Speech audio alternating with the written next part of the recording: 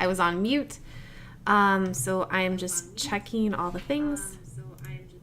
All right, it looks like that is working potentially. Let me log in to actually see if... And we're working. Awesome. Cool. I always like to keep my phone up. One time I had a really bad connection or something like that with one of my live streams, and it looked terrible. So I like to make sure that I can actually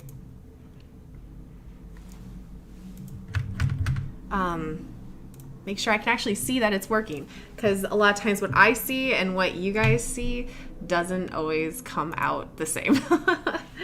So hello everyone. Oh, thank you so much. It's nice to see everyone today. So, you know, today is a little bit more casual than some of the stuff. Oh, I'm noticing too, I have like a little bit of detergent on my shirt or something. Thank you so much. So today is a little bit of a different live stream, and I'm gonna move my camera up just a little bit, just hopefully it won't all freak out. There we go. Just a slightly better framing.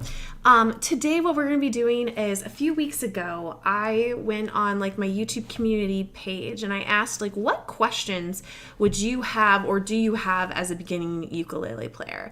I asked the same question on my Instagram and I got some great answers back, but I wasn't anticipating the amount of answer or questions that I was going to get. I was going to make like a quick little video that could kind of sum it up, because a lot of times I get asked the same questions, and so I was trying to figure out the most effective way of answering some of those questions.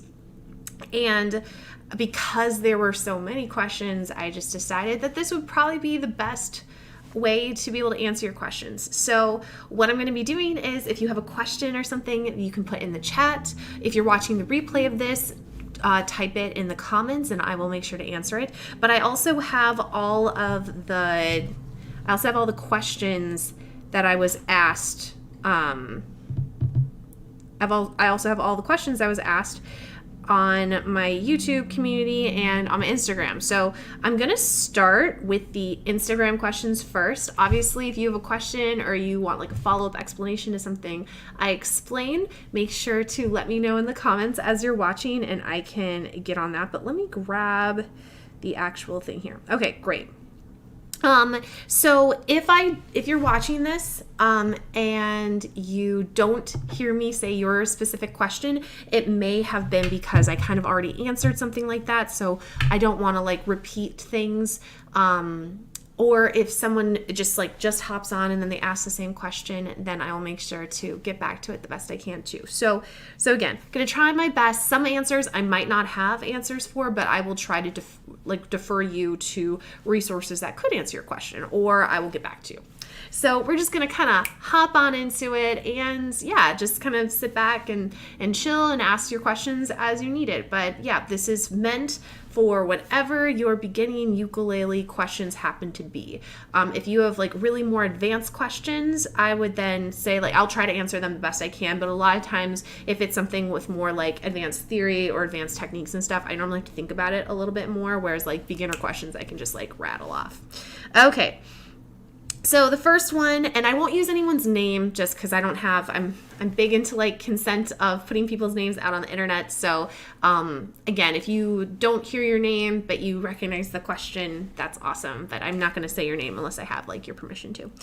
All right. So the first question is ways to strum. Do you use your fingernails? And so for me, this is a personal preference of mine. A lot of people will grow out the fingernails on their strumming hands. That way they can use their fingernails for picking and kind of as a pick. I do not like my fingernails to be long personally. So at the moment, maybe, I don't know, maybe you can see this is how long my fingernails are, and that's about the longest they'll stay. I do a lot of typing, especially during like virtual learning. I'm on a computer a lot right now. And so I also don't like the feeling of when my nails are long and they're like tippity-tapping on a computer. But that's just personal preference of mine. As far as length, left hand or whatever hand you use to make your chords, keep them very short. I've seen it as short as like not even having like any of that white part on your nail. And then as far as nails, that kind of is your preference, but you really shouldn't need them too much longer than what extends past your natural finger. If you're also playing guitar, it's like slightly different for that, just because you're dealing with different types of strings. But for ukulele, you can kind of keep it that. And then I would just file them into shape. The kitties are out and doing things. I hear them, but I don't see them, which if you're a cat owner, that's like kind of a scary moment. But you kind of want to shape them into a bit of a curve. I would also recommend, if you're planning on using your nails for strumming, get like a top coat polish. That way it will give extra strength. And then, you know, of course, if you don't have, like, if your nail health isn't great, like, I am almost in a constant state of like calcium deficient. So like I often get the little bumps in my nails because I don't have enough calcium in my diet and things like that. Lactose intolerance, and I refuse to do supplements, which is stupid because I could probably just do that. But anyway, I digress.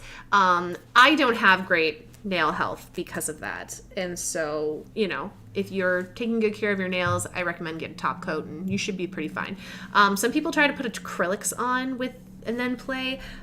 You can totally do that. I've only tried it once just because like my students wanted me to try it once. So I got like a cheap pair of acrylics and I'm not one, I don't ever like put nail polish on my fingers or anything. But I found it just hurt. And I've heard the same thing from students that have tried to keep acrylics on while playing, that it just ends up hurting their nails more than anything else. So, you know, to each their own, but that's my general recommendation. Next question. How to hold the ukulele. So I do have a video. If I reference any videos in this after this goes live and it has the replay and I'm able to actually go in and edit, I will try to link all the different videos I use to reference. So how to hold the ukulele, the very basic extent, keep the head at about a 2 o'clock. So if you imagine your body's a clock, my head here is 12. This should be about like 2 o'clock. You don't want it full on 3, so about 2 o'clock. If you're sitting, I use my thigh to kind of rest the body of the ukulele. And then you really don't need to move your arm very much when playing. It's really a wrist motion, and even at that, it's like your fingers. So like the most I get for motion in my arm is like when I'm chucking, and even that this is about as much as it gets. So it's about using your body and using your energy efficiently. So if like you're doing a full motion when strumming, that's too much. But also when you're holding it correctly, then you can use your forearm here to help support the ukulele more. Keep your thumb on the back of the ukulele head. Mine often peeks out a little bit, but the thing you really want to avoid is like actually holding on to the neck. So if I'm making like a G chord, for instance, I always have space between my palm and the neck. I'm never like holding on to it this way. You see that there's no space now. You want to avoid that because you're going to get cramping and it's going to be hard to do chords over a long period of time. So that's kind of the quick version of how to hold the ukulele. I will link a video. I have a couple videos on how to hold the ukulele, so I'll link those below. So one question I have here is, how do you know when to change chords during a certain strumming pattern? So for that, it's about the beats. I just did a tutorial for a song that will come out next week. We're doing pop songs all in the month of April. So I'm framing it like pop royalty, future, past, present, all that good stuff. So for instance, for that particular song, I was moving from a D minor. So I was doing, let me just check on the lead sheet.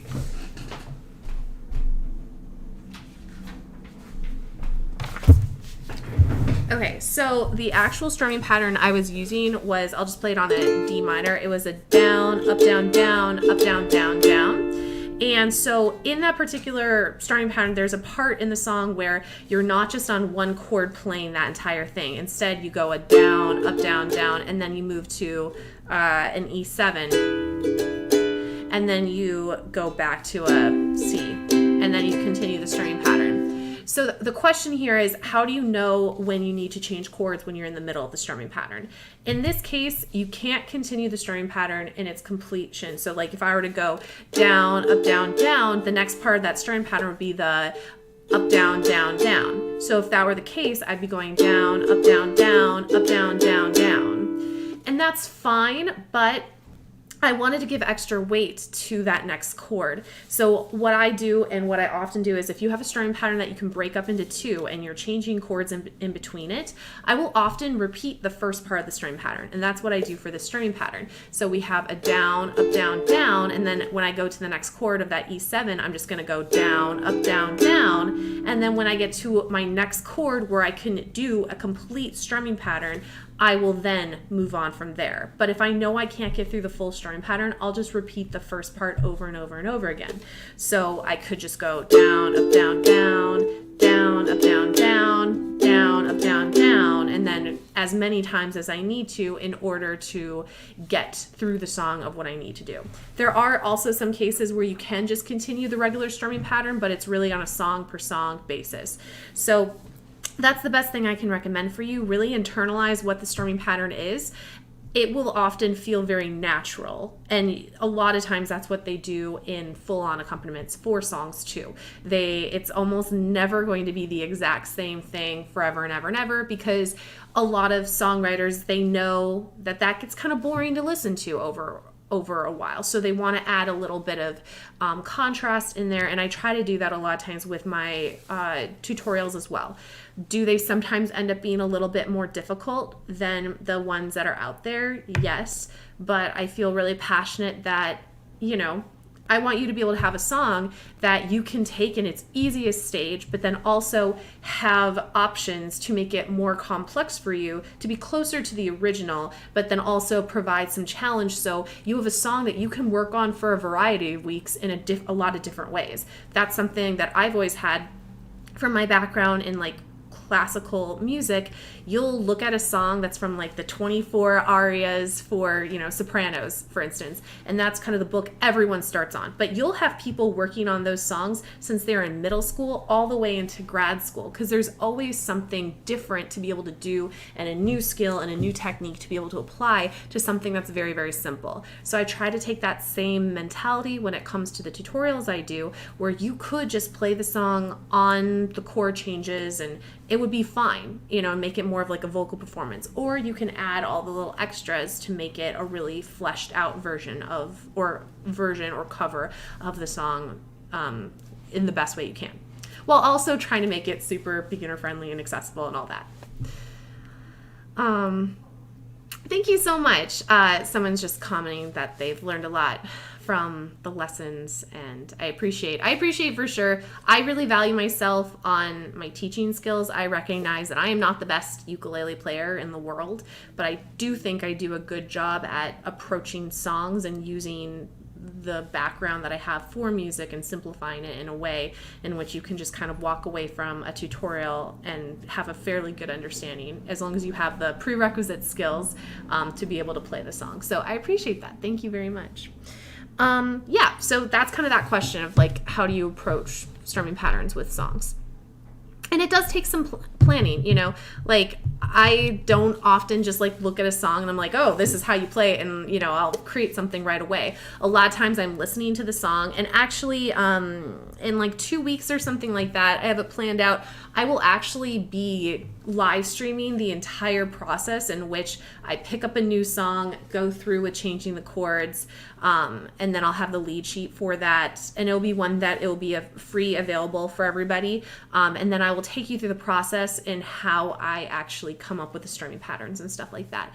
A lot of people asked kind of for that process, and it's not really a one answer process, so I will make sure to make everybody aware of when I'm going to be doing that live stream. But I believe it's, let's see here, when would it be? I think it's the 30th of April. I think it's at the end of the month. I feel like I need a more structured daily practice session rather than just play around what comes in my head of the day.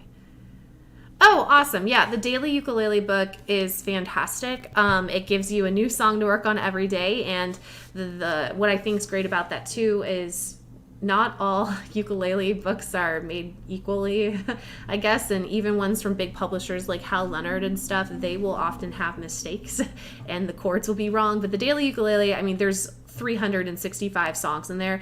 Every single one that I've looked at has been great, and I've used probably about 50 of them with students, and maybe another like 15 that I've looked at myself. So obviously there are a lot more songs that I haven't been able to like really purposely look at, but everything I've seen has been great. I also recommend too, I think I have it linked in this description. If not, I'll put it later. I also recommend the daily ukulele rubrics. If you're looking for something with structure, this is great for that. Because here, I'll just show you like what the first week looks like. It's all structured in weeks, and it gives you something to do every single day. And these are things where I know a lot of them already. So like I probably haven't been approaching this from like a total beginner perspective. A lot of the stuff is just things I know already, from, you know, this is my job. So I kind of know things like that. But like this is the first week, for instance, and you can see on Monday it's chord practice, and this is the way it is every single, oh, awesome. So yeah, so you already know kind of the benefit of this. For those that don't, it's structured where you get something to do every single day. Mondays are always chord practices, so it's building up your repertoire of chords. Tuesday is introducing practice with those chords for strumming, but then also introducing new strumming technique. Wednesday is always finger picking style. Which I think that the fingers picking stuff and the lick stuff are the things I've been taking away the most from the book, because that's where I identify as like a weakness of mine. You practice scale exercises, and they start you with the easiest, like C scale, and then they expand from that and get more difficult and do cooler stuff with the scales. The licks and stuff is awesome. Like they throw you right into like hammer-ons and pull-offs right in like week 1, so that's really cool. And then Sunday is just kind of like review and miscellaneous, but it also gives you, I think this also gives you a great foundation for if you are interested in dabbling in songwriting as well. It really sets you up to be able to understand that stuff. And there are occasions where you might have to look up additional information, but the good news about that is I also picked a lot of the music theory topics for our ukulele or music theory for ukulele series based on theory that comes up in this book. So I've tried to like kind of make them go hand in hand for people that might need more explanation. But yeah, so I really recommend those. All right, next question. So yeah, another question was like daily practice suggestions. With that, I plan during the summer when I have more time. I'm a teacher, so that's what I do like during my day-to-day practice. I'm working in schools and stuff, and so all my YouTube and everything, that's all like after I get done with my regular job.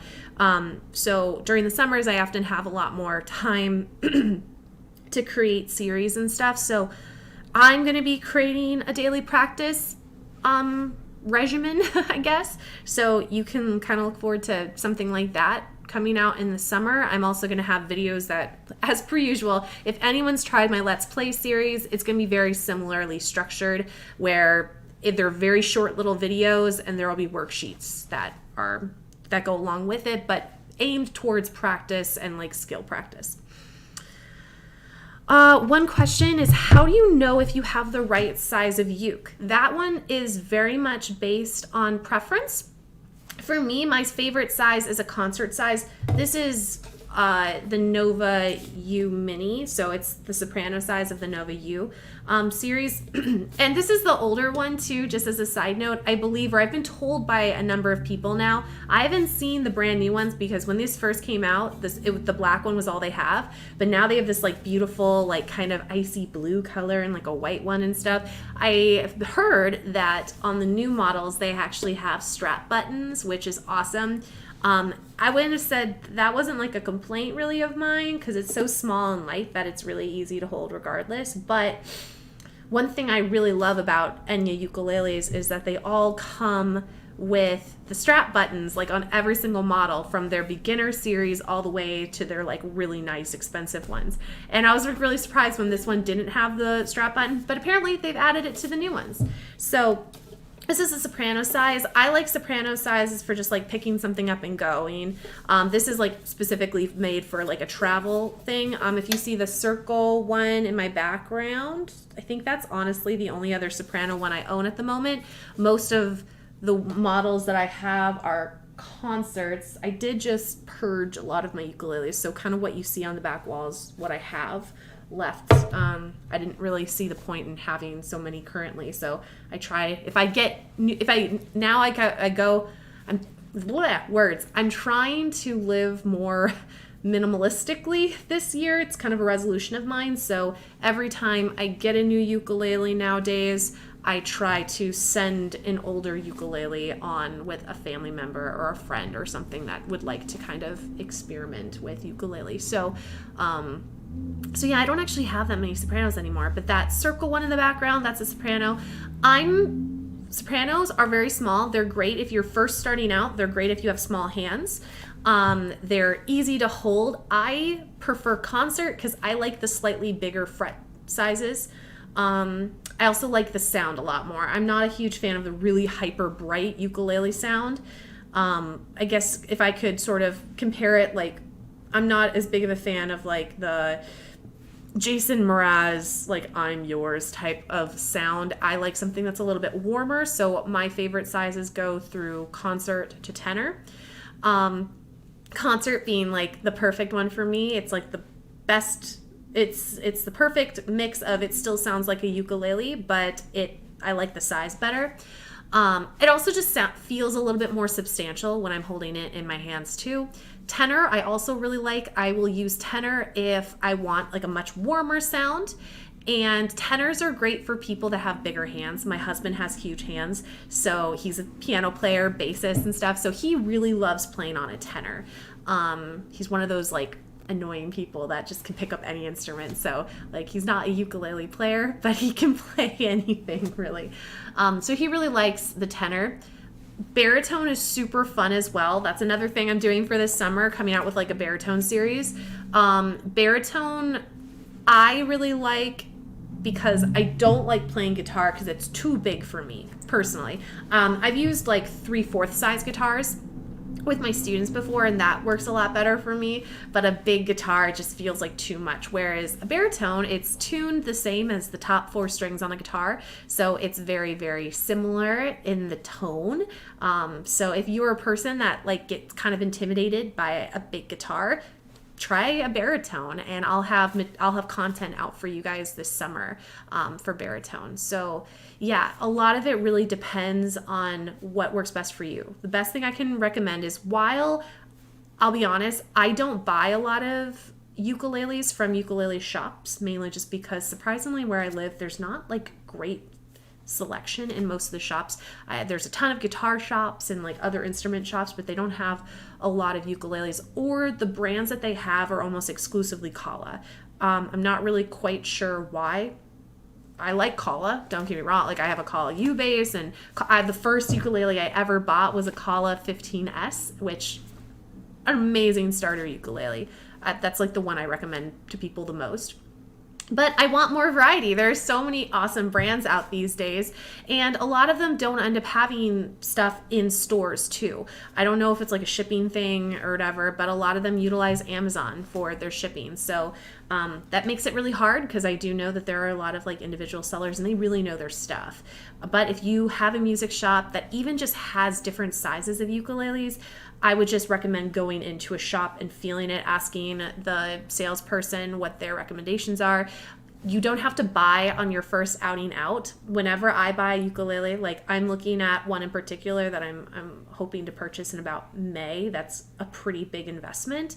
And you bet your bottom dollar that I am watching all of the reviews that I can find and asking people that also own this model of ukulele. And so I go a lot by word of mouth, because I know that this particular one I'm not going to be able to like find in a ukulele store. So it really kind of just depends on what's best. But what I can recommend, go into a store, try out a bunch of different sizes. They also make a lot of different shapes. You might find that you like some shapes more than others. Like that little circle one I got initially like a couple of years because I thought it was really cute. And then actually I really enjoy playing it too. It's something about the circleness of it makes the body more enjoyable for me to play, but I don't know. It also makes me feel like I'm a minstrel or something like that. Like I'm a pretty like big nerd. Actually, the bookshelf that's by all my stuff, it's like my nerd shelf. So it has like all my Dungeons and Dragons books in it. A lot of like, I have a ton of like Zelda and World of Warcraft, and like I paint a lot of like minis for D&D stuff too. So I will often make songs for my Dungeons and Dragons characters. I literally just made a bard in a party that I'm in just so when a character dies, I can make like a eulogy song. So that's why I kind of got that circle, because I thought it looked sort of kind of in that aesthetic, I guess. So we did talk about a little bit earlier of how do you determine a strumming pattern. What I would say to that is I didn't really like fully answer that one, because on April 30th, I believe, I will be doing a live stream all about how I come up with the strumming pattern. So I will be picking a song. I'll have the lead sheets available for everybody.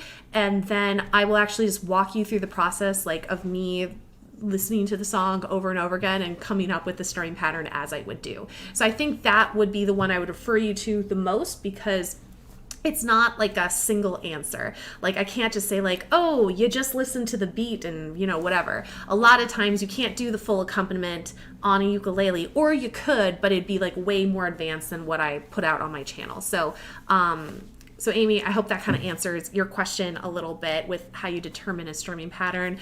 The answer is like TBD in another live stream. But yeah.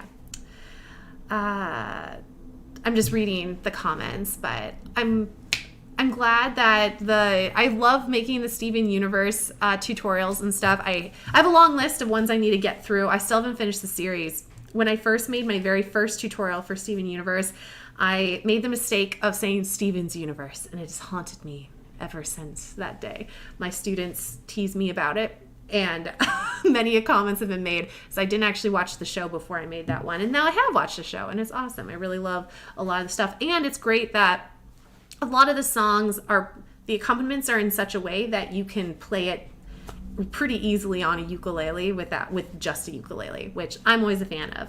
It bums me out when like you hear this awesome song and then you play it on ukulele, and unless you're doing some like crazy thing, you can't really like super replicate it. There is a YouTuber, I mean, he's a prodigy, a music prodigy. I believe I'm saying it right, but Fang E is his name. If you have seen him at all on YouTube, he has amazing covers. I mean, I think he's something like 13 years old. He's been on Ellen a few times. He does an amazing job where he can create these covers. I mean, and obviously he's put a lot of practice and stuff into it too. But that's not what I can do. My skill level's not to that, and I'm all about creating accessible ones for everybody. But yeah, so yeah, that was kind of a, I don't know, around the way answer to that. Another question, tips to get used to chord changes, like moving from a 2-finger chord to a 3-finger chord. With that, a lot of it is just practice. I sometimes I don't have like the coolest like answer to give to you, but sometimes it just comes down to practice. And so what I do when I come across a new chord, like for instance, I'll use like F minor, that's what F minor is. When I first started this, I didn't have a lot of experience with pinky chords, so you can chunk little parts of your practice. So not that you would do this, but say you were going from a C major to an F minor, for instance. You would look at the shape of a regular C major and then the shape of the F minor. and you would try to think of what are some things you can do with shared fingers that makes that transition easier. I do have a full live stream all about this too, so I'll make sure to link it down below, where I go over a ton of things, and I have like a printout that you can access on my Patreon. It's like a public post so anyone can see it, that go through all the individual tips and tricks for it. But the main ones are, you look at the different shared strings that you have, what are the shared frets that you're using, and then you look at what is the easiest journey to get to the next chord, and then you just rotate between the two chords. Now for this one, if it worked out best, I might just lift up my fingers and keep my pinky on the C chord. So you can make different adaptations like that if it makes sense for the song. The thing I always say is, no matter what you do, make sure the thing you're doing is purposeful. Don't just do it because it's like the easiest thing to do, because that actually might cause more problems for you down the line. So if you've looked at the entire song and logically it makes most sense for you to make an alteration to a finger positioning or something, then make that finger positioning alteration. But if you're just doing it because you don't want to put in the little bit of extra practice to be able to have those correct positionings memorized, it's not the best case to make the alteration. Do it because that's what makes sense for the song, not because it's the easiest route. I have a lot of questions here about playing ukulele and strumming at the same time. That is also another one where it just comes with practice, unfortunately. For me, I find it pretty easy to sing and strum at the same time, but I think it's actually for people that, if you feel like you're a stronger singer than you are a ukulele player, I think it's easier to sing and play at the same time. If you feel like you are a stronger ukulele player, I feel like it sometimes is harder for you to play and sing at the same time. Maybe that's just because that's the perspective that I'm coming from.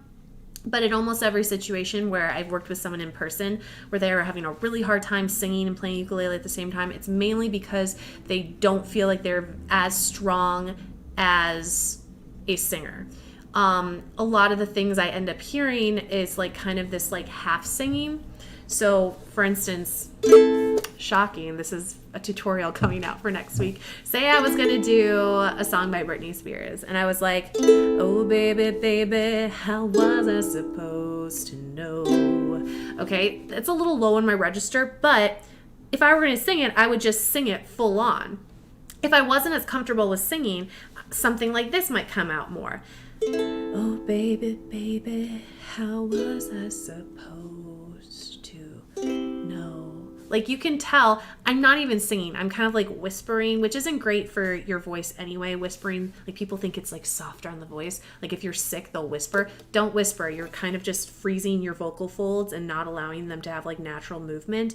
So just don't talk at all. If like not talking at all, silence is better than whispering.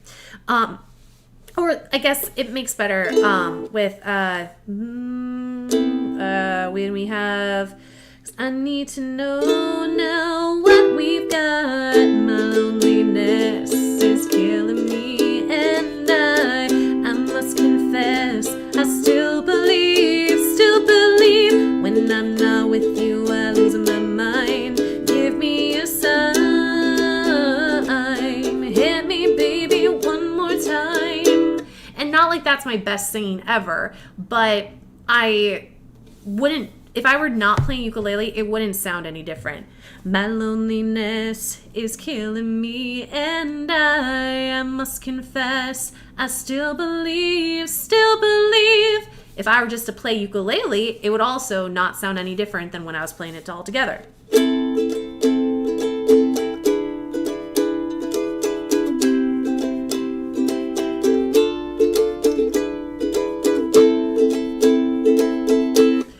Now, when I put them together, it should also sound the same. My loneliness is killing me, and I must confess, I still believe. So that's kind of the goal that you want. You want to be able to sing the song the same as if you weren't playing ukulele. You want to be able to play the ukulele the same as you weren't singing. So sometimes that just takes practice with each thing separately before you put them together. For me, I feel really confident at this point that I can like sing whatever while also playing ukulele. Sometimes I have to make an alteration to what I'm doing with the strumming pattern. Like if there's like a hemiola going on between the voice and the strumming pattern. A hemiola is like the feeling of 2 against 3. So it'd be like having the feeling of 2 in the ukulele while I'm singing in the feeling of 3. So it's kind of a weird thing if you've never experienced that. Sometimes that makes it difficult, but otherwise, like, you just want to get to a point where you can do both separately at like a really good level before putting them together. Don't try to like half do the one thing and then make up for it with the ukulele playing. I find you can do that more with singing though. If you kind of have like, if you're not super comfortable with the song and you want to add a ton of flourish to it, you could just have a really simple ukulele accompaniment and then do like really amazing stuff vocally. I think that works a lot better than doing things kind of not so great vocally and then having an awesome ukulele. And I don't think that's fair. I just think it's sometimes kind of the reality of things. Like I will watch performances of like professional musicians, and they'll, for whatever reason, it's like the really cool thing to be able to accompany yourself. And here's the thing. Yeah, I can play ukulele, but if someone's willing to accompany for me, you will never see me accompanying myself, because I know I can do a far better job vocally than I could trying to do both at the same time.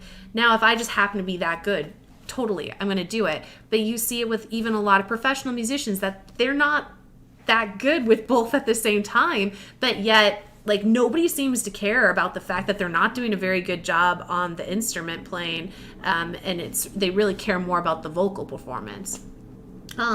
One particular recording, and this is not me putting hate on this person at all, but Conan Gray, I believe his name is. It's the artist that sings Heather or Heathers, and he was singing that song, and people in the comments were like, "What's that weird thing going on with the guitar? Like, is that like some extra technique that he's adding to like, you know, make it really soulful?" And I'm sitting here, I'm like, no, he's just not playing the guitar very well. Like, the thing that you're hearing is him strumming too hard, so the strings are smacking the fretboard.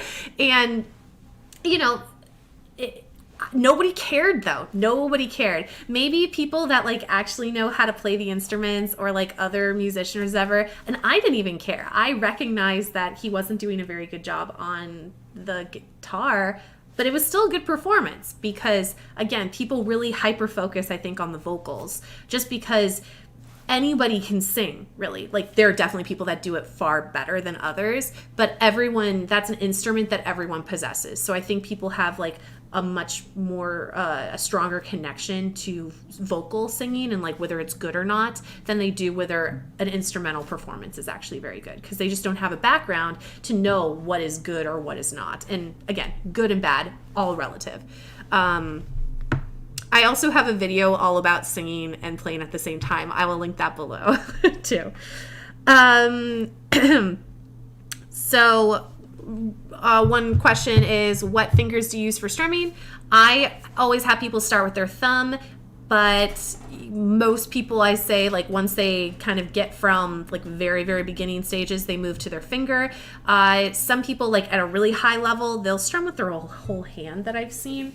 If I'm just doing chord change strumming, I will use my thumb, because I think you get a really nice individual kind of like arpeggiated sound. If I'm strumming, I use my pointer finger. If I'm chucking, I almost always use my pointer finger. I find it easier than my thumb. If I'm using my thumb for chucking for whatever reason, I'll make the sort of motion as if I'm holding a pick. That you can also do that. You can also support your thumb between the first joint of your first finger. That works too.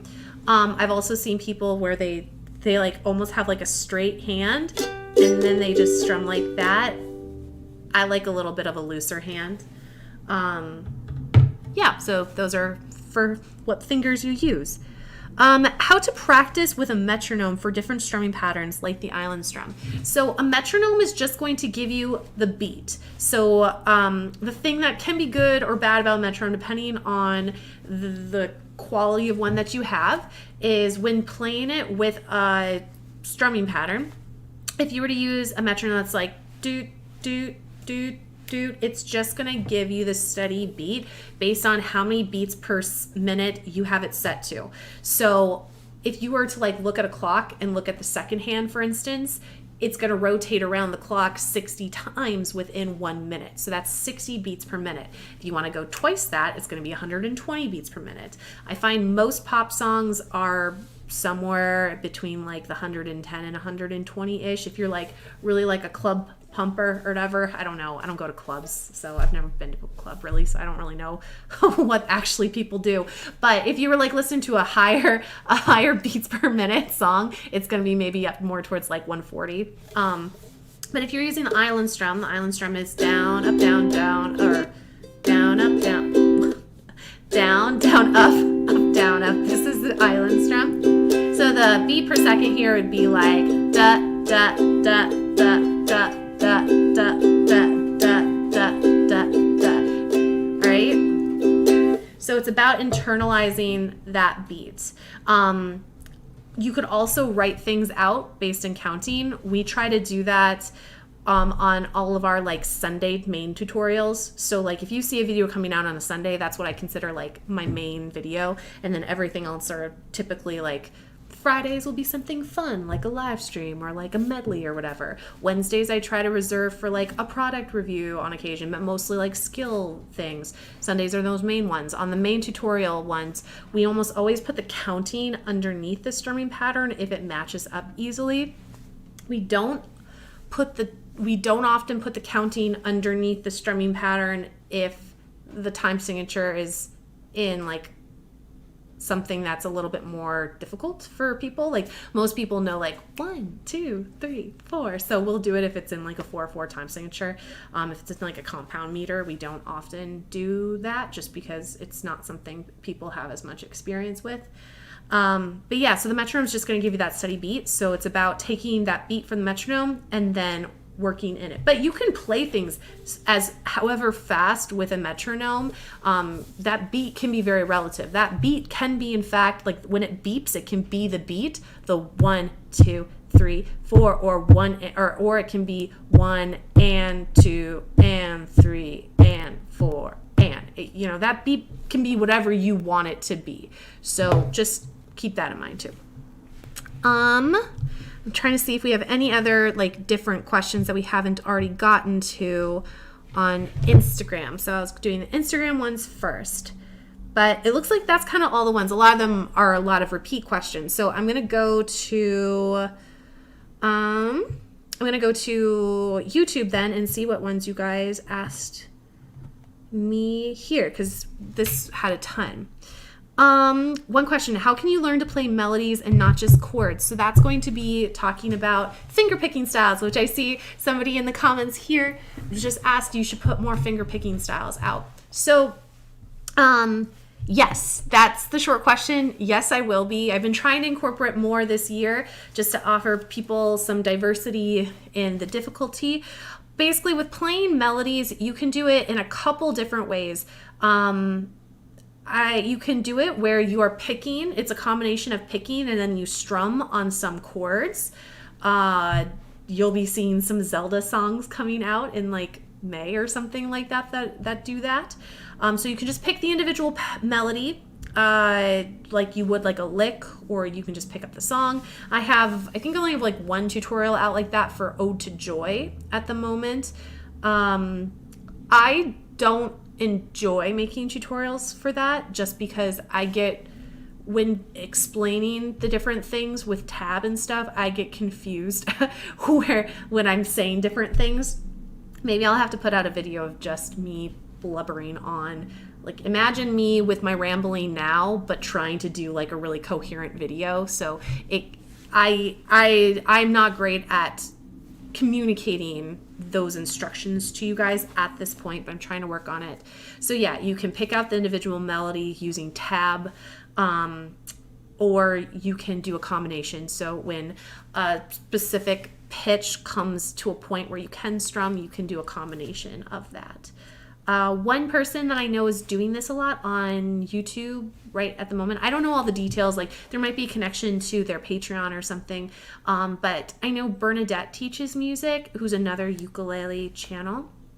I don't know her or anything. I just have seen her stuff and things. I think she's doing daily ukulele practices via live streams at the moment that go over melody strumming, which is that combination that I'm talking about, where you will pick out a melody and then also add a strumming to it.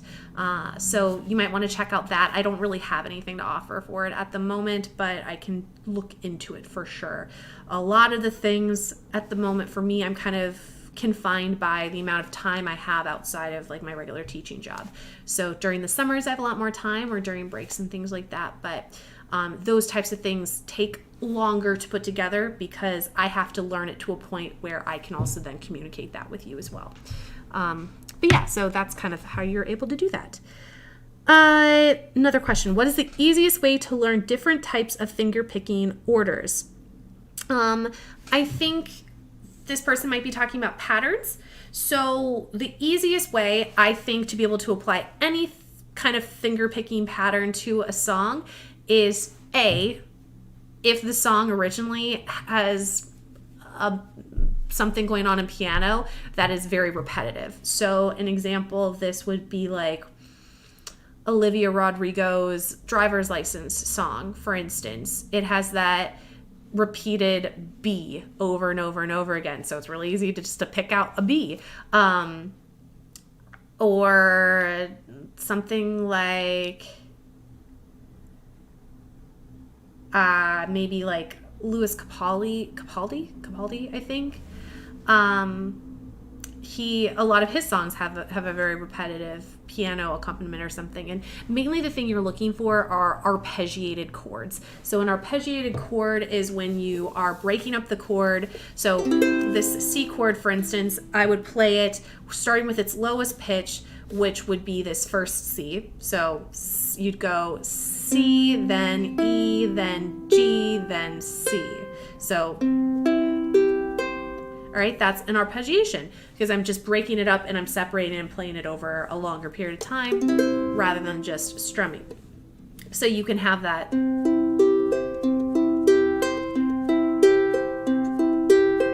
Now, the pattern for this particular chord is 3. So the strings I'm using would be 3, 2, 4, 1. Okay. And the 1 is on the 3rd fret here.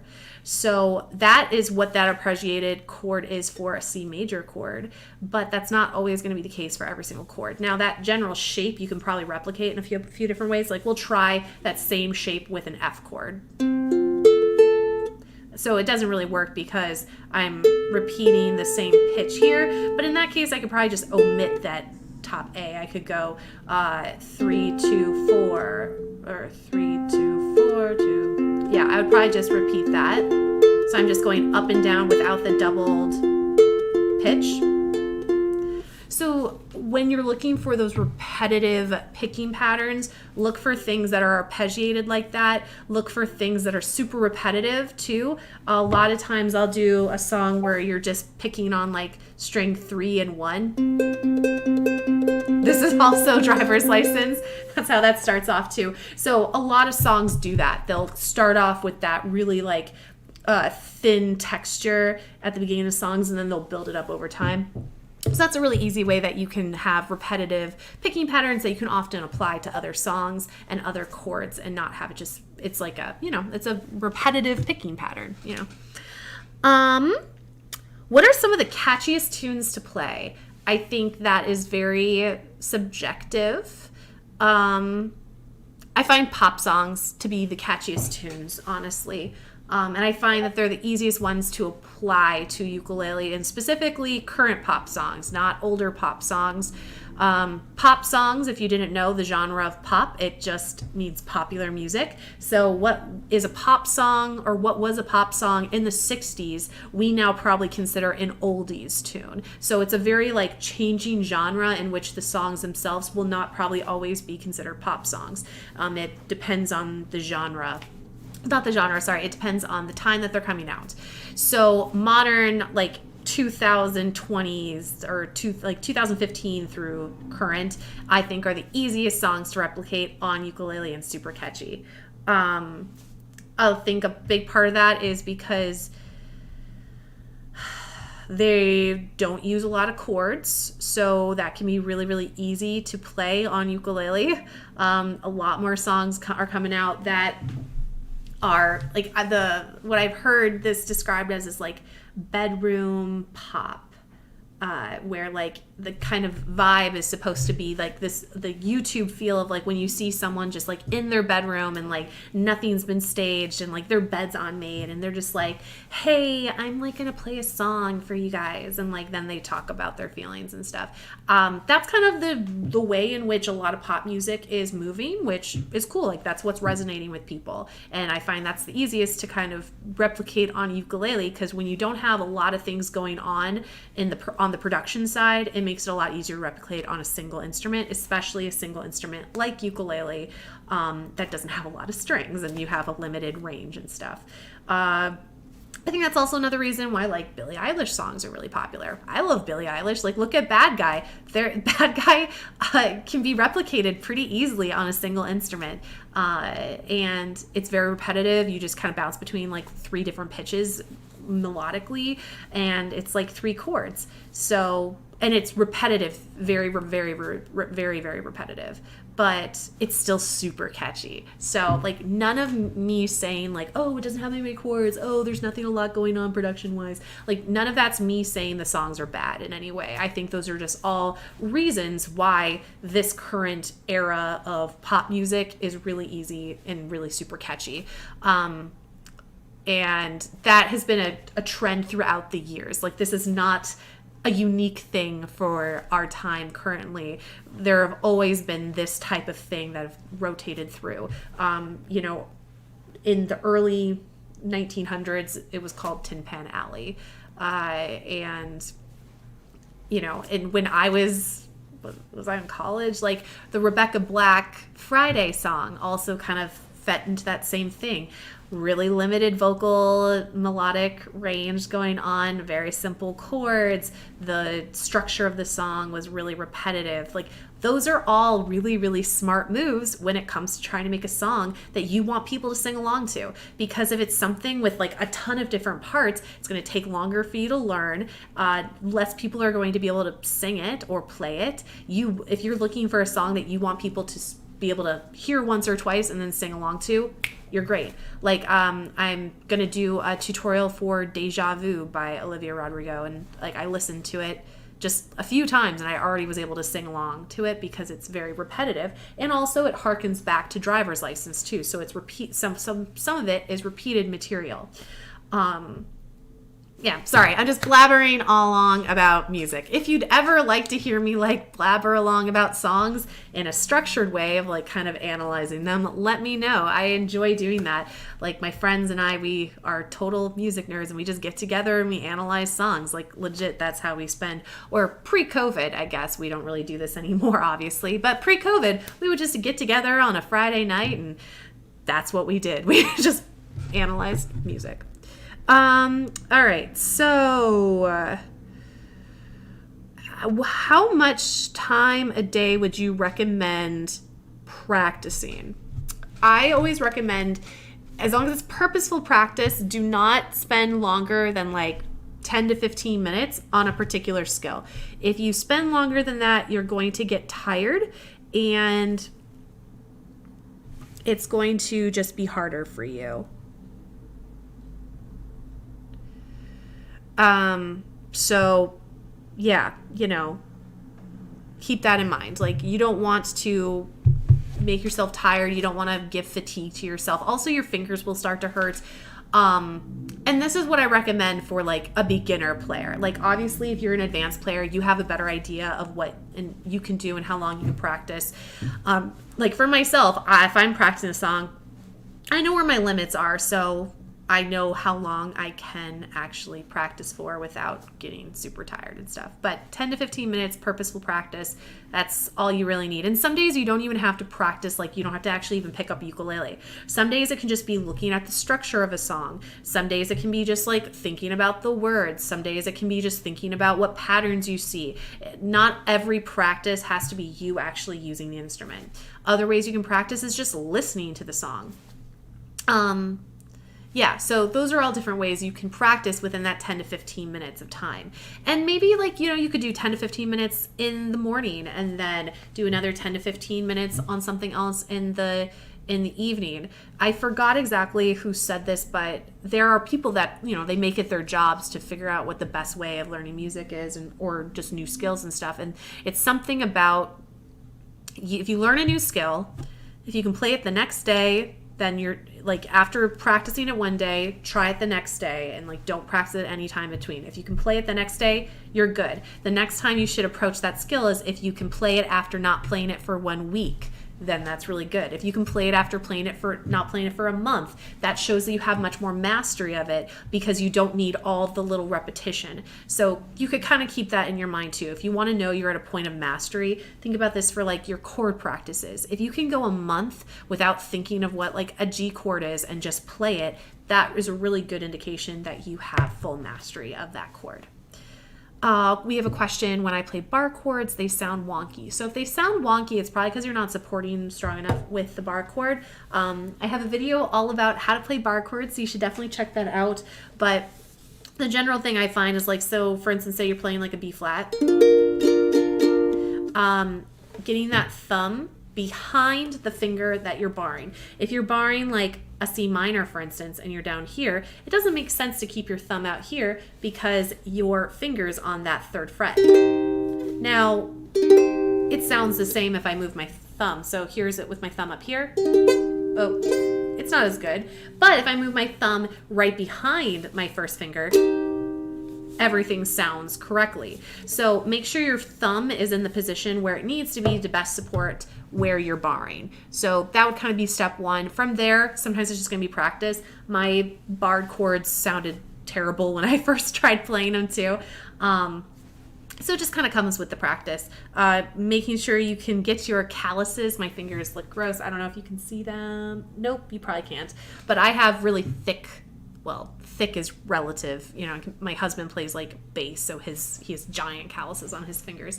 But I have calluses on my 1st, 2nd, and 3rd finger of my left hand. I don't have a callus on my pinky because I don't use it as often.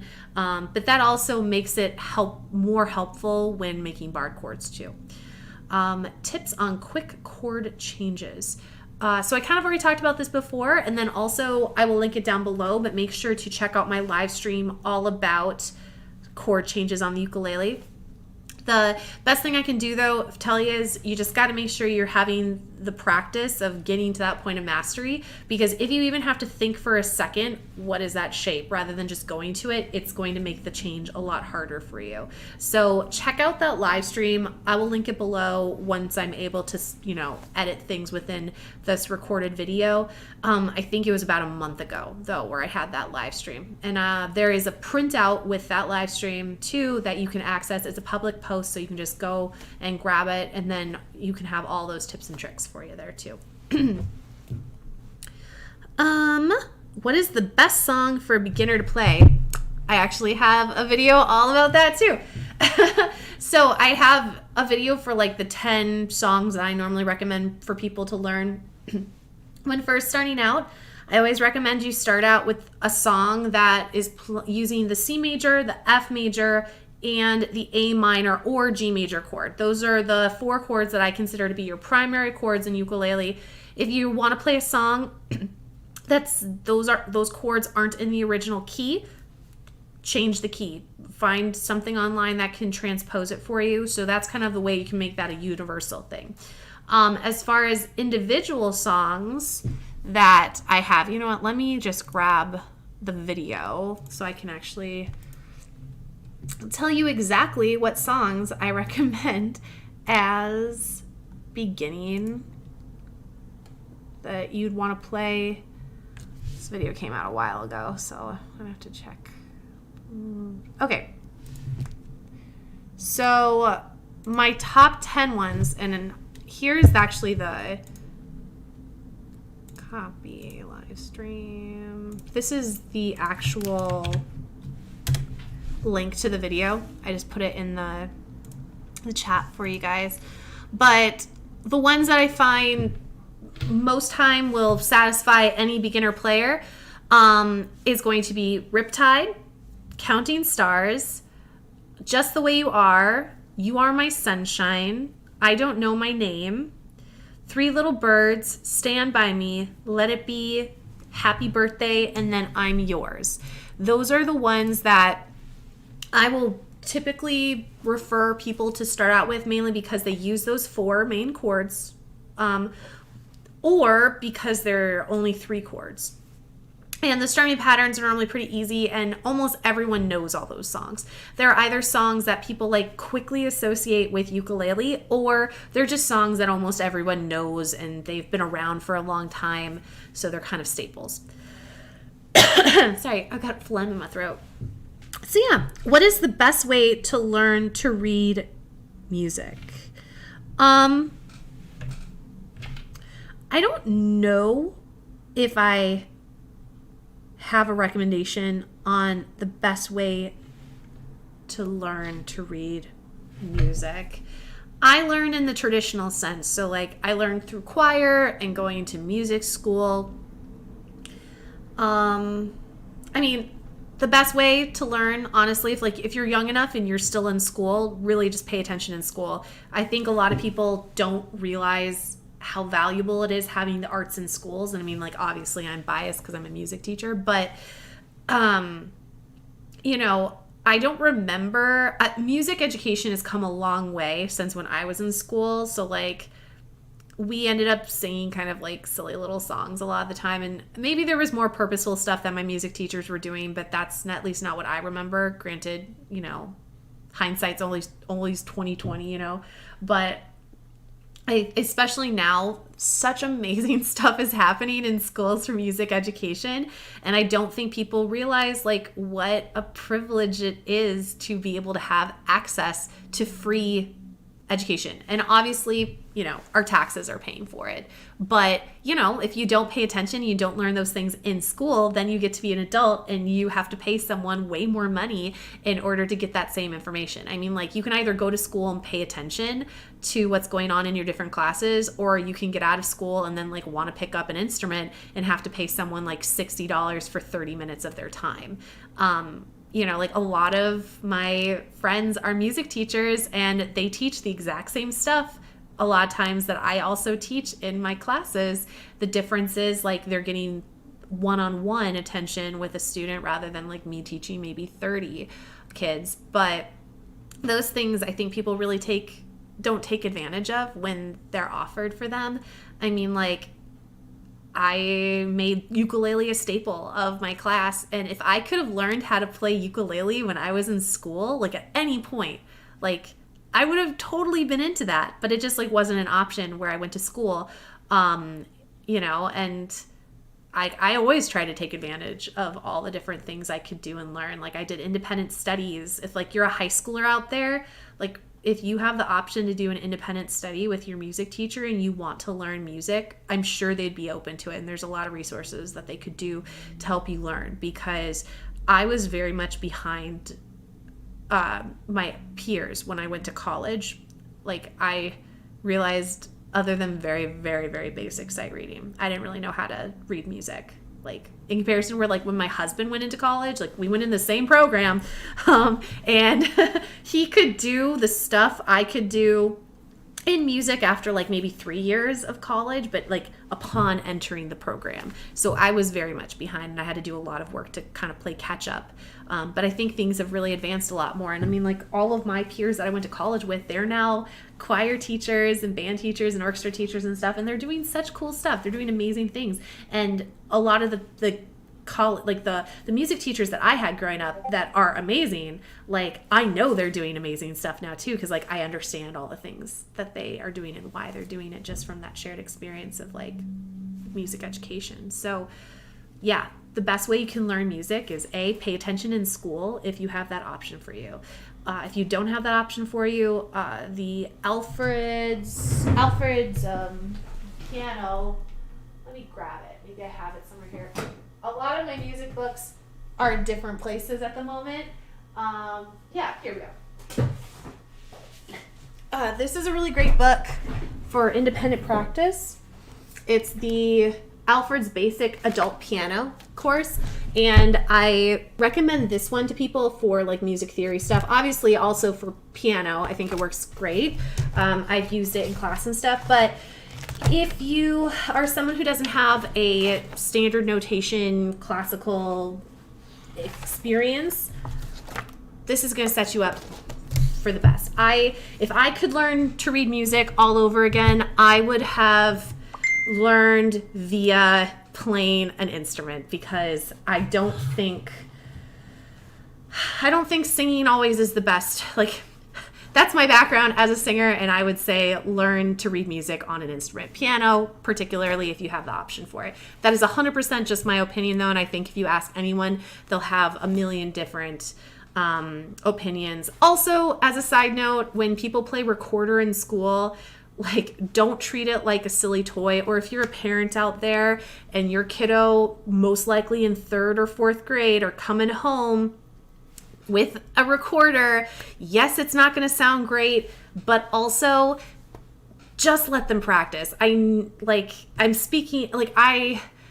That's what they're doing. They're learning how to read music. So like, if you want that opportunity for your kiddo, it's going to sound terrible. And someday when I have a kid, I'm going to have to like bite my tongue and just let them learn, the way that they're supposed to. But like, when even having interactions with a recorder or something like that, that's also how they're using it. But a lot of people treat the recorder as like a toy, and they treat it like it's just really annoying and no one wants to hear it. I can't tell you how many memes I see on the internet of people just like dragging recorder, but recorder was a royal instrument. Like, that is how royal court gestures and stuff would entertain the court, and people make their entire profession performing using recorders, and there's a ton of different sizes, and it's a very, very beautiful and complex instrument to play, and it's what really sparks people's interest into playing other instruments too. So when your kiddo comes home and they're singing, even if they don't sound great, or they're playing a recorder, they don't sound great,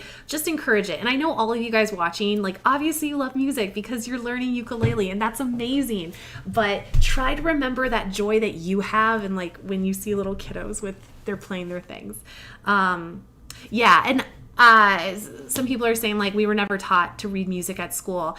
That's kind of what I mean by like, music education has really come a far way, that I think the trend in 20 years ago was like, get them to perform things, get them to sound good. That's not what music education is. That's concert preparedness, which is a part of it, yes, but I am a firm believer, if your music teacher is doing their job, you should be actually learning how to do this stuff independently. It's the same as like math. It's the same as any other content. It's not just about being able to rattle off facts and figures or just be able to sound good. You should know how you're actually sounding good. Hey, is tuning a bass? Is tuning a bass like a ukulele? No, it's not. The bass is tuned differently than a ukulele. I have it. You can get a U bass, which is tuned the same as a bass, but like, as far as tuning, like, yes, you turn the tuning heads in the same way, but the standard tuning for a ukulele is not the same as the standard tuning for a bass, unless you're using a U bass, and then it is shared. I would also agree, though, too, if we can please not do the spamming. I promise I will try to always get to people's questions. Alrighty, so, This question is good. I'm left-handed, so should I change to being able to play the left or stay with the right side because it feels more natural to me? That's a really good question, and I've asked a lot of left-handed players or people that are left-handed, and I don't know exactly how to feel about it because I've always been a right-handed player, and most people I know that are left-handed, they've just learned how to play right. I think that's like kind of sad. I don't know what to think about it. The short answer is most people that I know that are left-handed learn how to play an instrument right-handed. And I think they do that because of ease of the resources out there, and ease because most likely their teacher that they had was a right-handed person. But I think ethically, I don't think that is right. And I think you should be able to play left-handed if that is what works best for you. Oh, cool. So we have someone that's a left-handed player. So do you find that it's easier to just learn how to play right-handed, or do you find that it's easier for you to like think of everything and have to reverse it all for playing left-handed? Somebody in the comments will answer with that. But yeah, from my experience, most people have just learned how to play right-handed, but I do know a few people that do play left-handed, and they just seek out additional left-handed resources. They're guitar players though, and they do make left-handed guitars. Like I've seen them before. I have never seen a left-handed ukulele. It probably is out there somewhere, but I think also maybe just not by design, because cutouts and stuff are definitely made with right-handed players, and it might be one of the things I have to be able to research a little bit more. So thank you so much for answering, Megan. So they said, I feel like it's easier to flip the music instead of learning right-handed. So that kind of, I think, definitely probably comes down to a preference. So I would say try both. Maybe that would be like a good video for me to try to like learn a song left-handed, just so I can like have that experience for somebody that would otherwise be left-handed and have to learn right-handed. Gives me things to think about. Alrighty. So I'm just looking through the questions here. What is the best way to practice? I noticed that I have just been learning one song at a time, but not really knowing how it all works or how to put my spin on it. So that is a really good example of like when I say that you can really practice and use the ukulele in use your practice time in a lot of different ways. To put your own spin on it, I would say I would say definitely learn the song. Be super firm with all the chords and the bass strumming pattern. After that, think about like what vibe you want to put on the song. I really love like postmodern jukebox and people like that like put a totally like they re-genreify the song. Like that is my vibe when it comes to covers. If I wanted to hear the original song again, I would just listen to the original song, I guess. I like it when something's different. Other people disagree. My husband, he's like, it should be the most authentic replication of the song ever. So it really does depend on what you want to be able to do. The best thing I'd say is just try stuff. Try stuff and record it. That's the big one. Take out your phone voice memos, or if you have like an iPad or something, and record what you do. That way you have a record of what you did, because like I do that all the time where I'll just be like spitfiring things when I'm writing music and I'll completely forget. And then that's a real bummer, because like you might have like that moment of like gold and then you'll lose it. So I just record everything now, because memory is the least reliable thing ever. And in this age of technology, you have all these tools to help you. So record, listen to it. Sometimes give it a little time. Like if you have a vibe for something, play it out, kind of see what it sounds like. Let it sit for a day and then come back to it, and then reflect on what you liked and what you didn't like.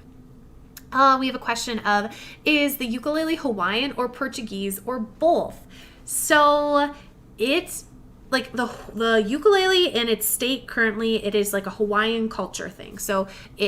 But the ukulele in itself, or the traditional way and how you should pronounce it, I call it a ukulele, but it should be really pronounced ukulele. But the instrument that it was based off of was two different instruments that were Portuguese in origin. They came with Portuguese immigrants to Hawaii in like the late 1800s. I'm going to 100% butcher how to pronounce them, but the shape of the ukulele comes from an instrument called the machete, and it basically just looks like a ukulele. It had more strings though. I believe it had 6 strings. And then the tuning came from another Portuguese instrument, and these are all variations of a stringed instrument. But that one was called a rajo, and that is where we got the main tuning of G, C, E, A. We just dropped the last string, which I believe in the rajo it was a D. So the quick answer is yes. It's Hawaiian. It like the modern day ukulele we attribute to Hawaiian culture, and like the people Hawaii really like built up the instrument to what it is, but it was based off of these other instruments, which honestly it's like kind of the trend with all instruments. A lot of times things are inspired from and based off of other things too, but the ukulele in itself, it's very rooted in Hawaiian culture, and which is really cool. And a lot of like young kids, they learn how to play in like traditional style and stuff, which is cool. Alrighty, so we have a question of, where would you start first? I have a ukulele, now I want to try an easy strong. Do I pluck the same note over and over? Are scales at all helpful to know for hobby players? Also, how can you make your fingers stretchier and more flexible? Just doing basic stretching can really help with the fingers and stuff. It's not something I do as much, which I really should do. Like, you see piano players and people do all kinds of things with their fingers to get them stretched. So just practicing over time is going to give you that natural flexibility and stretchiness. As far as like where to start first, I always think it's best to start with chords, then strumming questions, and then so chords, strumming pattern, then putting it together, and then from there add any kind of like little licks and stuff that you think you can replicate. That's kind of the general process I take. It's not the process I take every single time specifically. If I have the opportunity where I can collaborate with somebody and we have more than one texture of an instrument in there, then we'll do different things. But if I just have a ukulele, that's where I start with chords, strumming pattern, extras. There's no need to apologize for all the questions. So the question is, if you were playing a song and you stop and have to pause during each note. So if you have to, when you say each note, I'm going to assume you mean like the chords, but I guess this would be the same if you were trying to pick out a melody. If you're finding that you have to pause before every chord change or pause before every different note, that's telling you that you're moving too fast and you should go back and look at what is causing you to have to pause and what is causing you to have to stop. If it's a chord change situation and you're stopping before every single chord change, that means you're not at a mastery level in which you can do the strumming pattern that you're currently doing with those chords. So you need to go back and relearn the chords, make sure you have those down pat, back of your hand, don't need to look at the chord charts anymore, and then you can move past it. From there, do a much more simple strumming pattern until you have no pauses. When you can get through the simple strumming pattern with no pauses, then work up to a more complex strumming pattern and do the same thing.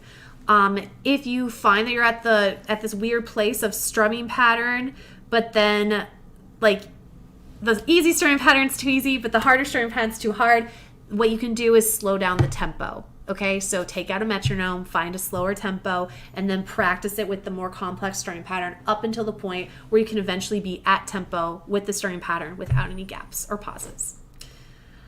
Oh, that's awesome. That's fantastic. A lot of people have been picking up ukulele for like a resolution or to start the new year, and I honestly think ukulele is the perfect instrument for anybody who maybe doesn't have any like background information or like they've never played another they've never played another instrument before, or they're like trying to get into music. It's like the perfect thing because there's so much utility between other instruments, which is great. So if you start with ukulele and then branch off to other instruments, you're gonna have so much great background knowledge to really get you started. I'm gonna sneeze. Ooh, it's allergy season. What is best sitting while playing ukulele for your body? So the best position for sitting, I am not a pillar of good posture, but ideally your feet should be flat on the floor, your shoulders relaxed back, and then you're holding ukulele like this. I often do almost all of my tutorials. I don't like sitting like this. This isn't comfortable for me. I like to sit with a foot underneath, as you can see I'm doing right now in my chair. So I'll often do that. I slouch a lot. It's something I'm working on personally, but the ideal is like to have really good posture, especially, or maybe even more so, because if you're singing, you want that good posture. Your body is your instrument. So if like you're all crunched up here, it's making it harder for you to produce that sound. But also too, with having your elbow out, if you're all crunched in, it's going to be harder to play and it's going to hurt over a while. So like if you're upright and you're doing the arm and stuff like that, then it just all works better. Okay, I have this book that teaches ukulele from Dan Coolhand Ukulele Scanlon. Would you recommend it for beginners? I'm not actually familiar with that book. Yeah, I have no idea. I've never heard of that before, so I will look it up and get back to you on that one. The ones that I can recommend, I've tried the Hal Leonard's ukulele one. It's fine. I like ukulele aerobics, as I've talked about many times. I don't have it here because I lent it to somebody, but there's another one called, I think it's called Ukulele in the Classroom, but it's really great. It's meant for a general music classroom to be able to teach ukulele, and it's from James Hill, who is like a leading expert in ukulele education. He's from Canada. Amazing. So that one is also one I'd recommend. Yeah, those are I think the only like formal ukulele ones. A really popular one in music education is like Rainbow Ukulele. And you can get that on Teachers Pay Teachers. It's not cheap though. It's not like a $20 book you can get. I don't like it as much just because, and this is just my personal preference, I've never been a big fan throughout my entire career in education of teaching songs that are just like kind of silly songs that people are never going to remember again. If I'm going to take the time to teach a concept using a song, I want it to be one that people will remember for a long time, or one that has historical value or something. A lot of the songs that I use and that I'd often use with my ukulele kiddos too are like from this series, which is John Feierabend, and it's based in Kodai tradition. This is all super music education stuff, but they're a bunch of folk songs basically. Some have needed revision because of problematic subject and stuff like that, which I'm all for. I have this one where it's like first steps. It's the first steps in music series. So if like you're a parent and you're looking for some really easy songs to be able to play with your kiddos, it does not tell you the chords. Like it's not like a lead sheet. So like for instance, here's one. Here's like an example of a song from China. It just gives you the basic sheet music here, and you can like go, if you know how to read music, you can go through and like figure out what the chords are. Typically all the chords are pretty easy because they're like little lullabies and folk tunes, and often folk songs are not very complex harmonically. So that's what I would often use a lot if I wasn't using pop songs to teach various concepts and stuff, because again, I don't want to waste someone's time with learning a song that's like, my choo-choo train can go whatever. Like a lot of those you see in like piano books and stuff that are just literally songs that were created to teach concepts. But if I can do a little bit of extra work and find songs that have a historical relevance or a cultural relevance or expose students to like a different type of music from around the world or something, I'm going to take the extra time to give them that more authentic experience rather than a silly song that they'll never remember. But yeah, so that was the long example. That was the long explanation of I've never heard of Dan Cool Hands Uke Scanlon before, unfortunately, but I'll look into it and I'll see what it is.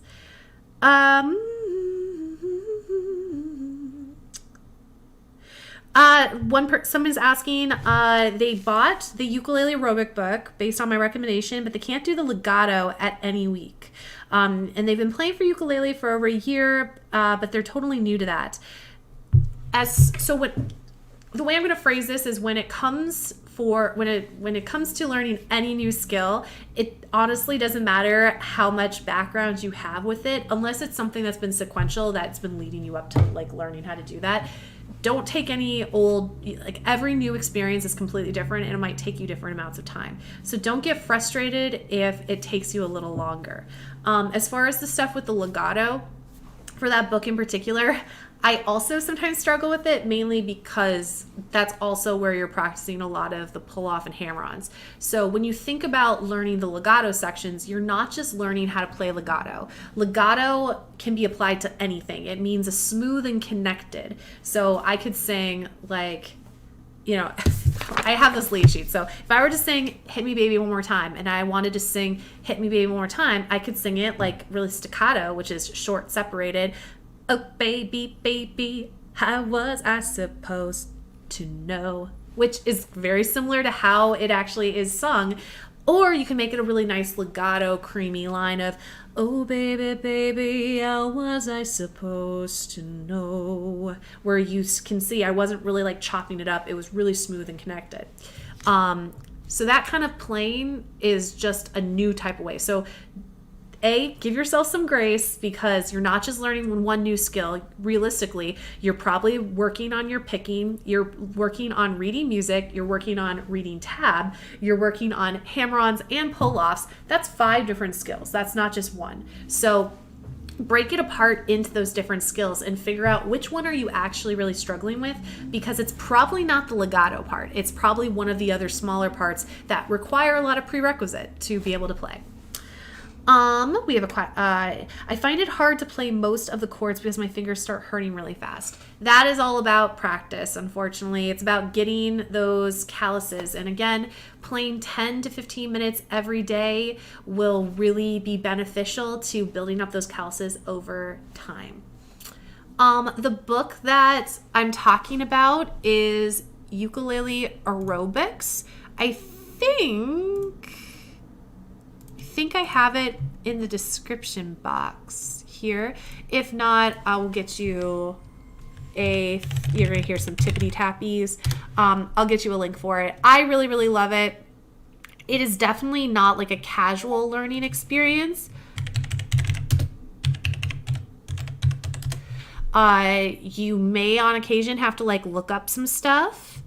I have tried to formulate my like theory videos to sort of correspond with some of this stuff to make it a little bit easier for you guys too. That is the link to that book I was talking about.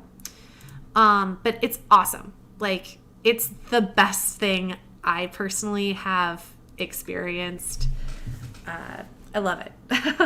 So, if you're a slightly more advanced player, you'll find some things are easier, but it makes it so you're not really devoting that much time every day, and that can just be your practice, and it's super sequential. Like, there are times where I'm going through this book where I'm like, oh, wow, that would be great to do a video on that. And then I pause and I'm like, I can't think of a better way to present this information other than what's in the book. And like, I don't want to just like lift what's in the book and make a video, you know what I mean? So it's awesome. So rather than me make a video about information that you can find from another source, I'm just going to refer the source because it's really, really good.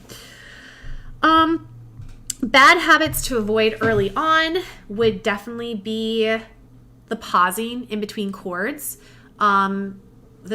making sure you can maintain that steady pulse. A lot of people really struggle with that. Wrong chord positioning for things. A lot of times people will just like put their fingers random places on the fretboard because at that moment in time it feels like it was easier, but it just causes more problems for them down the road. Like, it's not going to be easier for you just to come up with random positionings. Just trust me on that. It's not going to. You're going to get in a place where you're doing flip-flops over your fingers to try to get to the next chord, and if you just had really practiced the correct positioning in the first place, it would have made it a lot easier. Let's see here. Oh, sorry, I have to scroll back down. How to train the feeling of rhythm to be able to internalize the beat of any song. That's just about being super familiar with this. That's just about being super familiar with the song that you're trying to play. You know, you should know every part that's happening before it happens. I sometimes come into that problem where like I'll be doing a tutorial for the song and I haven't listened to it as well as I thought I did, and then it'll come time to like doing a full playthrough and I really struggle with it. But had I just listened to the song a few more times and made my practice a little bit more purposeful, that would have fixed the problem right away. So just being familiar with the song, knowing what you're doing, making sure it's purposeful, making sure you know why you're doing it and having a specific reason for it.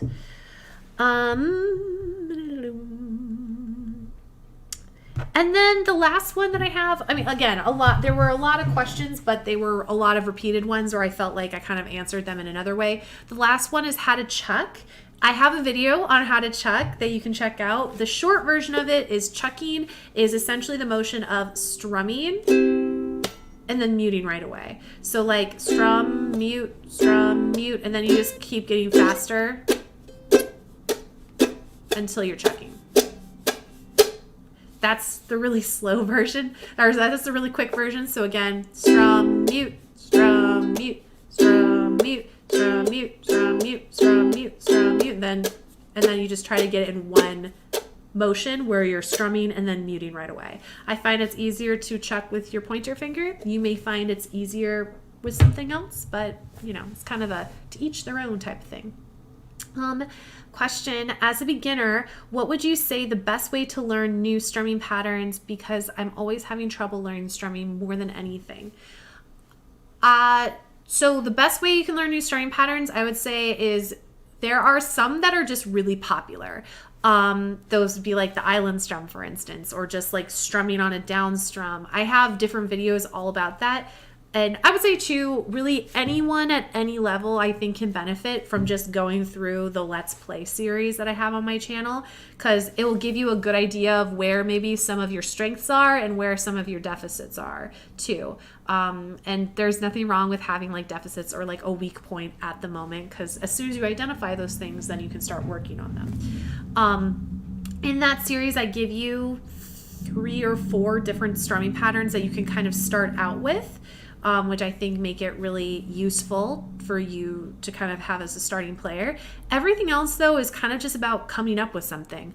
I often find that I fall into using some kind of variation of the island strum. It's the most popular strum for a reason, you know, but looking at that strum and then coming up with a few different variations of it. So like literally writing it out and then writing out 3 different versions that have a slightly different pattern can be a really good way of expanding your repertoire of strumming patterns. But also just keeping a list of the different strumming patterns you are very familiar with and actually writing them out can be super helpful. I'm a huge advocate of keeping a practice journal. This is like my ukulele practice journal, as well as like just music stuff and other things that I'm keeping track of. It's kind of like a bullet journal, practice journal hybrid thing. But what you can do in your journal is just have a page just for your strums and write them out. That way, when you approach a song, you can kind of go through the list of the different strumming patterns that you're familiar with and see what one works best with a song. I'm always a huge advocate of using at least 2 different strumming patterns at some point in a song. I just think it makes it sound more interesting. That's not always required. There are definitely songs where I'm like, this is our strumming pattern and we're using it the whole time. But it does get a little repetitive over time. I'll only do that if something harmonically is changing or if literally the original song has the one pattern used throughout. But yeah, so that's what I would do. Oh, I'm so glad. Thank you. But yeah, kind of with all of that, I think we're kind of at a good place where we've gone through all of the questions. And I think you guys had some awesome questions in the comments too. So if you're watching the playback, make sure that you've selected the live chat option so you can be able to see about it. What do you think about the Billie Eilish ukulele? It's not my taste personally. Like, I'm not a big fan of that design. It kind of reminds me, like, I can't think of if it has like her initials on it or something, but the overall look, if like you look from the distance, it kind of looks like the same kind of design as you'd see on like Louis Vuitton or something with the repetitive kind of logo thing, or I think it's chains actually. I believe it's a Fender ukulele. I might be wrong about that, but yeah, I mean, I don't know. It doesn't really do much for me, I guess. It's just not my style. Like my ideal, like I like flowery things, and I saw one. I don't know if it's available for purchase, but I saw like on Instagram, Fang Yi had like a custom ukulele. Maybe it was custom, or maybe it was his signature ukulele from Enya. That looked super cool because it had like stars and stuff on it. Like I gravitate design-wise to more things that are like lunar in nature, or flowers, or things like that, or just kind of like cool, sleek. I'm not as big of a fan of like branded things. Like I don't like it when things have a giant brand name, and even like pretty much everything I own too, I sort of avoid things that are like hugely branded. Who is or was your favorite ukulele player? I mean, I think at the moment I've been like really inspired by a lot of stuff that Fang Yi has come out with. And again, I am so sorry if I'm mispronouncing his name, but it's Feng and then E. So I love watching his covers, and like sometimes I sit here and I'm like, oh my God, this kid's like half my age. But also it's like, whatever, you know, like that's so cool that he can do that. Like I don't sit here and I'm like, I'll never be able to, you know, whatever. Like everyone has different gifts and stuff, so he just makes some killer tutorials. I'd also say James Hill too is very inspirational to me. I like watching a lot of his videos. I think he explains things amazingly. I mean, he's like one of the leading in ukulele education, and like an amazing performer too in and of his own right. He does really cool like experimental things with ukulele as well. So check him out too. Like he'll do things where he will use like chopsticks with a ukulele, which is really cool. What ukulele would you recommend? My favorite ukulele, I think, of all the ones I own. Well, here, I'll start with this. My first ukulele ever was a Kala 15S, which is almost always the same ukulele I always recommend to either teachers starting a ukulele program of their own, or individual players that just want like a solid ukulele that's good.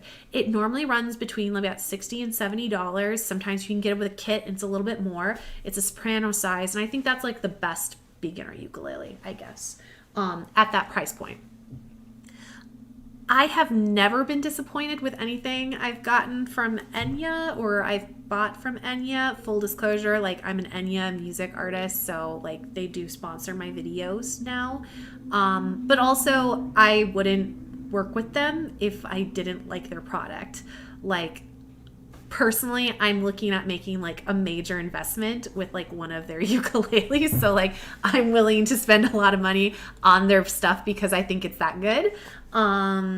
So I really think of all of the different ones I've tried so far, the best overall one has been I think I have it linked in this video. Let me check.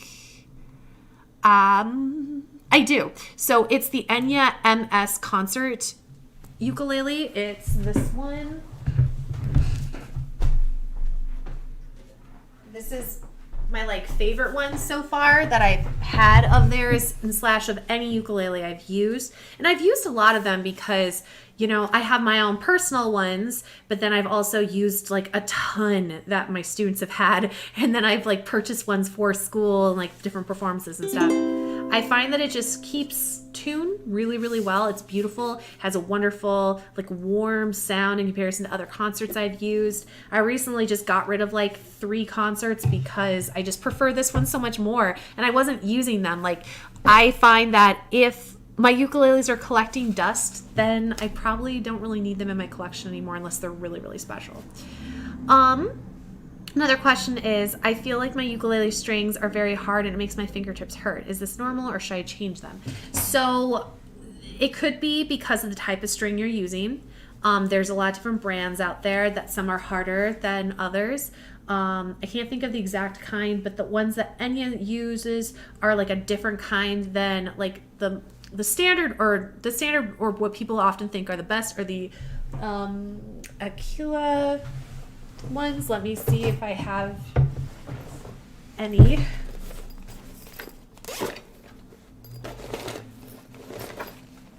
Sorry, I'm just like pulling out things. I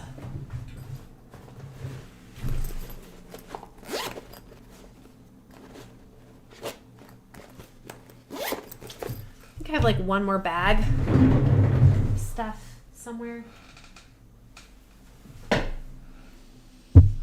Unfortunately, I do not know where they are, but they're like Aquila, and the ukulele ones are normally in like kind of a light blue teal bag. Those are really great. There's also like, I think I'm going to say it wrong, the Didabro kind, which are also fine. Those are the ones that are on the new tenor one I just got. I'm not as big of a fan of those because I find they are thicker.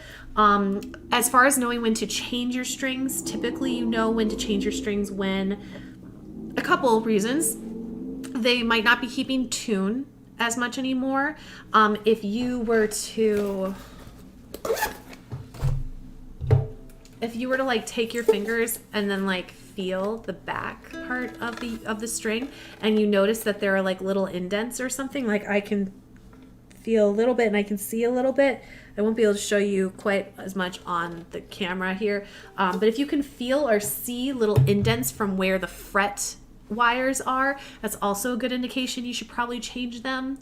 And I know it can be discouraging, but the best thing is to build up your calluses, and it's going to hurt for the first probably 3 weeks of playing, if you're playing consistently like every day for that 10-minute mark, and it's going to hurt. You know, you're going to make chords and you're going to see little lines on your fingers. That's very normal.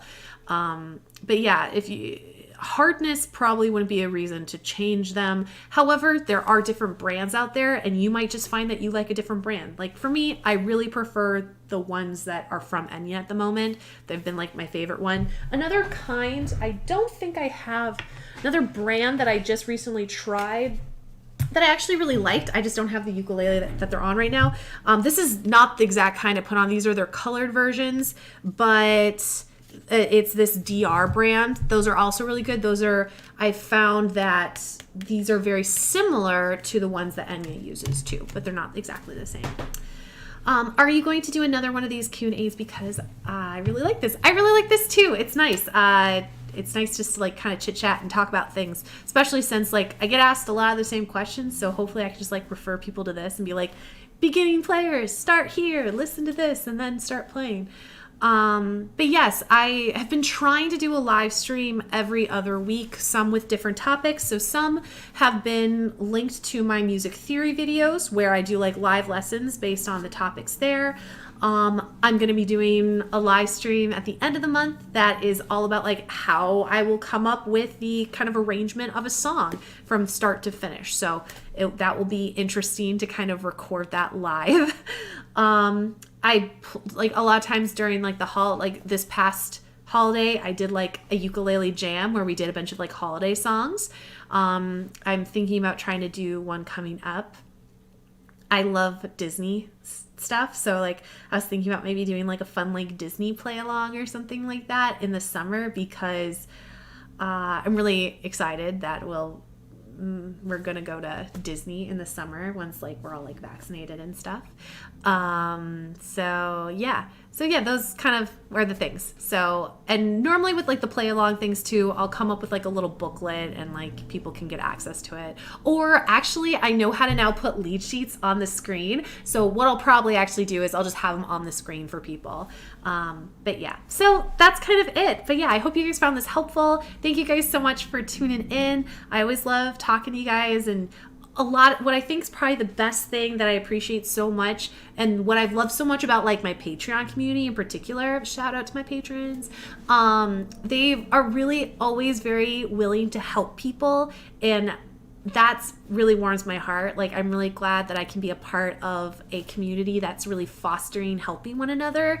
Like I'll get messages from people that are trying out new things and like letting me know stuff, which is awesome because like I try to keep up with all the stuff, but there's no way I can do it on my own. So I really appreciate that. And then it's really wonderful when I see like my patrons helping each other out and giving people recommendations for videos and stuff. And I would say that for you guys too. If you ever like come up and you find a cool new resource, like I'm going to check out that Dan ukulele or Cool Hand Uke video or book or whatever. And if it's really cool, I'll recommend it to you guys too. Because there's just so much stuff out there.